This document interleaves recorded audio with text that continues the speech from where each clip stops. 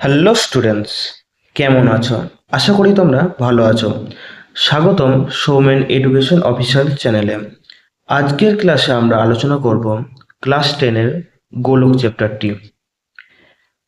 এই অধ্যায়টি পরীক্ষার দিক থেকে অত্যন্ত গুরুত্বপূর্ণ এবং বাস্তব জীবনে বিভিন্ন প্রয়োগের সাথে যুক্ত। তাই ভিডিওটি একদম শেষ পর্যন্ত দেখবে আর এক্ষুনি খাতা কলম নিয়ে বসে পড়ো। আজ আমরা 9 নম্বর অঙ্ক থেকে করব। কি বলেছে ভালো করে পড়ি, তারপর ভালো করে বুঝতে হবে। এবং এই অঙ্কটা খুব সহজ অঙ্ক, কিন্তু পরীক্ষায় প্রায় এসে থাকে, মাধ্যমিকও অনেকবার এসছে। ভালো করে দেখি। 3 সেমি, 4 সেমি ও 5 সেমি দৈর্ঘ্যের ব্যাসার্ধের 3টি নিরেট তামার গোলক গলিয়ে একটা নিরেট বড় গোলক তৈরি করা হলো। বড় গোলকটির ব্যাসার্ধের দৈর্ঘ্য হিসাব করে লিখুন। ভালো করে বুঝবে যে 3টে ছোট ছোট গোলক, সেটাকে গলিয়ে একটি বড় গোলক তৈরি করা হচ্ছে। ছোট গোলকগুলোর ব্যাসার্ধ বলে দিয়েছে 3 সেমি, 4 সেমি ও 5 সেমি। ঠিক আছে, তাহলে এই 3 সেমি, 4 সেমি ও 5 সেমি ব্যাসার্ধের যে গোলক কটা, তার আয়তনের যোগফল সমানই কি হবে? বড় গোলকটার আয়তনের যোগফল। ঠিক আছে, এইটাই হচ্ছে শর্তে। চলো খাতায় করি। ধরি, যেহেতু বড় গোলকটির ব্যাসার্ধ চেয়েছে, তাহলে ব্যাসার্ধ আমি ধরে নেব। ধরি বড়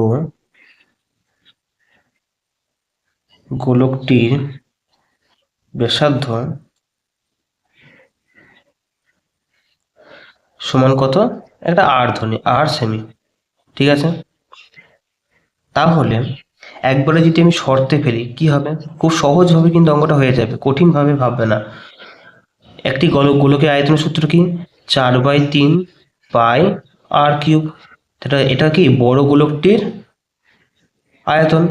এবার ছোট গোলকগুলোর আয়তনের যোগফল কি করব? 4/3 পাই 3-এর কিউব, কারণ একটা 3 সেমি, প্লাস 4/3 পাই 4-এর কিউব, আর একটা কি আছে? 4/3 পাই 5-এর কিউব। ভালো করে বুঝতে পারলেন? কারণ 3টি গোলক আছে, ছোট ছোট গোলক, সেটাকে গলিয়ে বড় গোলক তৈরি করা হচ্ছে।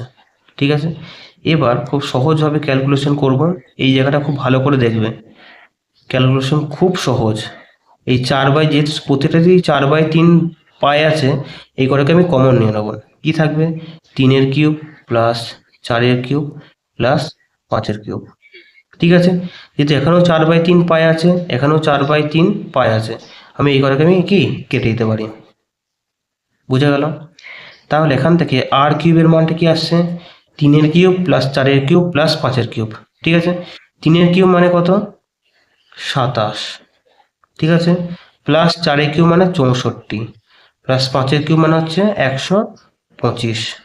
ঠিক আছে, এখান থেকে আর কিউব সমান হচ্ছে 216।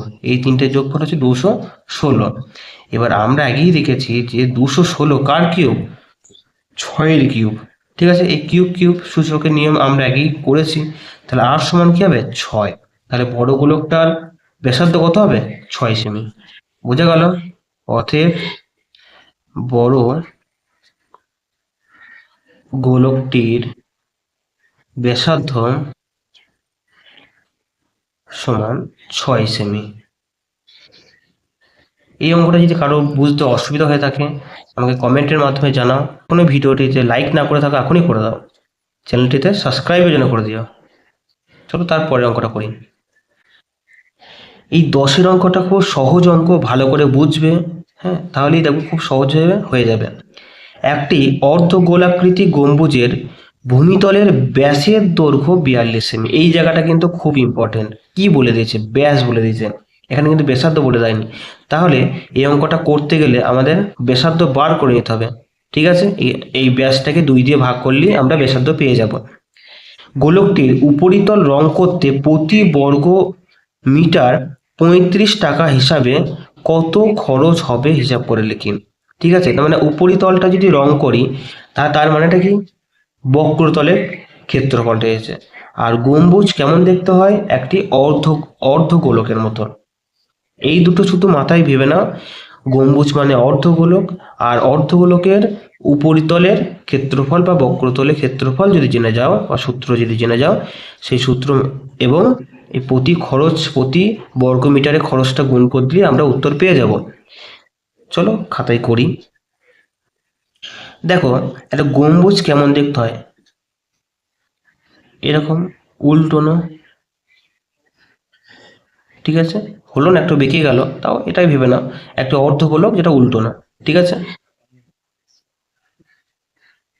ঠিক আছে, এবার কি বলছে যে এই উপরিতলটা রং করবে, ঠিক আছে, এই উপরিতলটা রং করবে। এবার কি কি বলে দিয়েছে, গম্বুজটির ব্যাসের দৈর্ঘ্য, তাহলে এখান থেকে আমাকে ব্যাসার্ধের দৈর্ঘ্য বার করতে হবে। তাহলে গম্বুজটির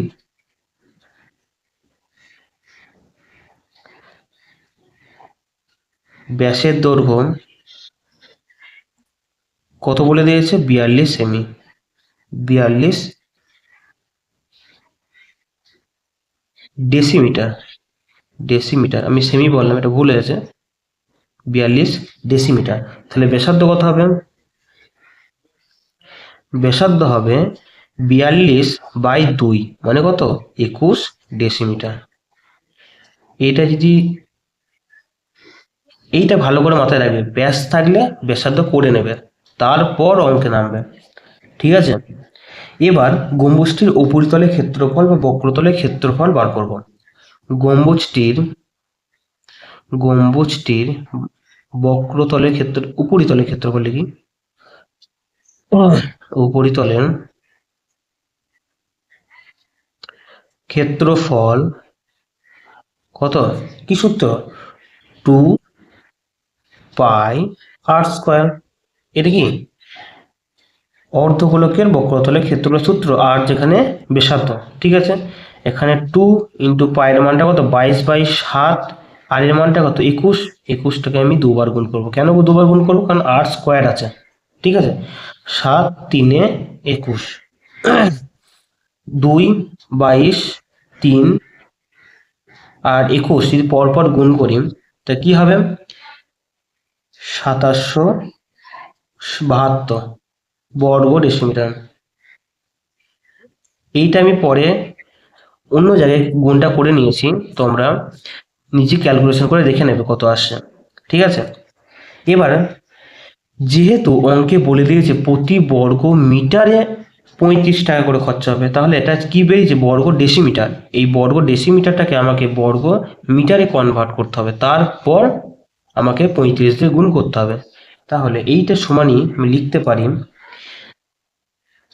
2772/100, ঠিক আছে। যদি আমি বর্গ মিটারটাকে বর্গ ডেসিমিটারটাকে বর্গ মিটারে কনভার্ট করতে হয়, 100 দিয়ে ভাগ করতে হয়, ঠিক আছে, বর্গ মিটার, তাহলে হবে 27.72 বর্গ মিটার, বুঝে গেল। এবার গম্বুজের উপরিতল রং করতে কত খরচ হবে এটা বার করতে বলেছে। অতএব গম্বুজটি উপরিতল রং করতে খরচ হবে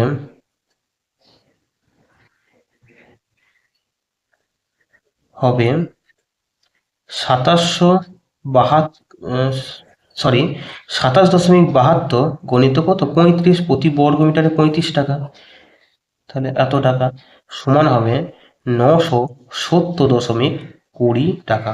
এই গুণটা আমি অন্য জায়গায় করে নিয়েছি, তোমরা খাতায় একবার কষে দেখে নিয়ে কত আসছে, ঠিক আছে। যদি অঙ্কটির কোনো অসুবিধা হয়ে থাকে কমেন্টের মাধ্যমে জানাও, কোন জায়গায় অসুবিধা আমি নিশ্চিতভাবে আরেকটি ভিডিও করে তোমাদের সামনে বুঝিয়ে দেবো। চলো তারপরে অঙ্কটা করা যাক। 11 অঙ্কটা কি বলেছে দেখি, খুব সহজ অঙ্ক, ভালো করে বুঝবে। একই ধাতুর পাত থেকে তৈরি দুটি ফাঁপা গোলকের ব্যাসের দৈর্ঘ্য যথাক্রমে 21 সেমি এবং 17.5 সেমি। এখানেও কিন্তু ব্যাস বলে দিয়েছে, ছাত্রদের বেশিরভাগ অঙ্কটিতে ভুল হয় এই ব্যাসটাকে ব্যাসার্ধ ধরা, ঠিক আছে। এটাকে ব্যাসার্ধ ভেবে চলে যাবে, অঙ্ক করবে, লাস্টে দেখবে উত্তর মেনে নিয়ে বা উত্তর করলেও লাস্টে ভুল হয়ে যাবে অঙ্কটা, ঠিক আছে। এই জায়গাটা খেয়াল রাখবে কি বলেছে, ব্যাস না ব্যাসার্ধ, ঠিক আছে। এবার গোলক দুটি তৈরি করতে যে পরিমাণ ধাতুর পাত লেগেছে তার অনুপাত নির্ণয় করতে বলেছে, ঠিক আছে। এবার যেহেতু অঙ্কটিতে ফাঁপা গোলক বলেছে, তাহলে এখানে কিন্তু আমি আয়তন বার করব না। ঠিক আছে, এখানে আমি বক্রতলের ক্ষেত্রফল বার করব এবং দুটোকে অনুপাত বার করে দেবো, তাহলে অঙ্কটি হয়ে যাবে। ভালো বুঝলে? যেহেতু ফাঁপা গোলক বলেছে, চলো খাতায় করি। প্রথম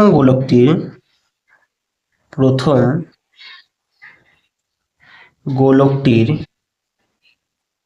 ব্যাস বলেছে 21। প্রথম গোলকটির ব্যাস বলেছে 21 সেমি। ঠিক আছে, তাহলে ব্যাসার্ধ কত হবে? 2 দিয়ে ভাগ, সমান 21/2 সেমি। ঠিক আছে, এবার দ্বিতীয় এই অঙ্কটার ক্ষেত্রে আমি আগে গোলকটির ক্ষেত্রফলটা বার করে নিই। তাহলে গোলকটির ক্ষেত্রফল মানে এখানে বক্রতলের ক্ষেত্রফলটা বলছে। ঠিক আছে, মাথায় রাখবে এটা। 4πr²। আর মানে কত? 21/2 তার হোল স্কোয়ার।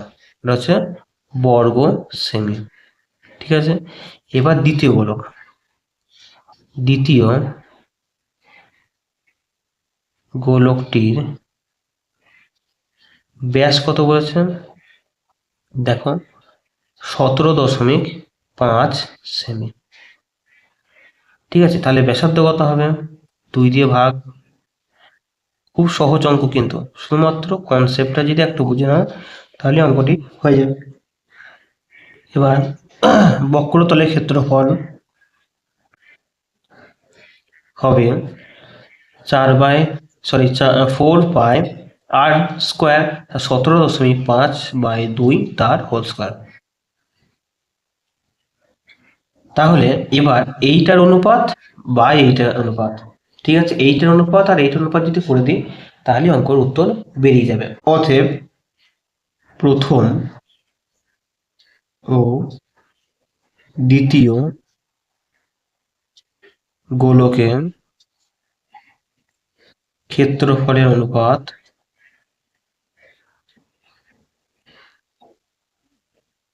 কত হবে?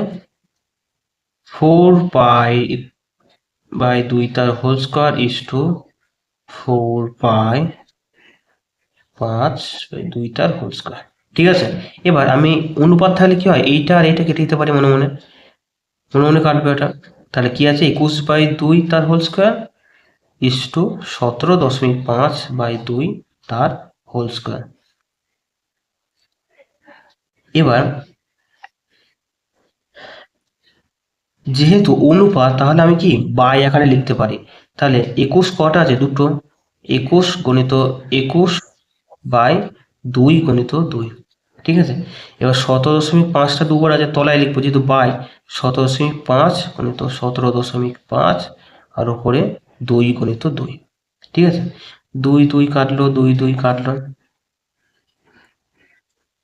ঠিক আছে, এবার এই দশমিক দুটো যদি আমি তুলি, ভালো বুঝবে, উপরে কি হবে? 100 গুণ হবে, বা 10 × 10 গুণ হবে। ভালো করে বোঝো। এবার 5 দিয়ে কাটো, 5 2 10, 5 3 15, 5 5 25। ঠিক আছে, আবার 5 2 10, 35। এবার 7 দিয়ে কাটো, 7 3 21, 7 5 35, 7 3 21, 7 5 35। এবার উপরে কি আছে? 3 × 3 = 9, 9 2 18, 18 2 36। উপরে আছে 36 আর তলে আছে 5, আর তলে আছে 5 5 25। তাহলে অনুপাতটা কি হবে? 36:25। এইটাই হচ্ছে অ্যান্সার। যদি কোনো জায়গায় অসুবিধা, কমেন্টের মাধ্যমে জানাতে পারো কোন জায়গাটা অসুবিধা। আর এখনও যদি চ্যানেলটিতে সাবস্ক্রাইব না করে থাকো, এখনই সাবস্ক্রাইব করে দিও।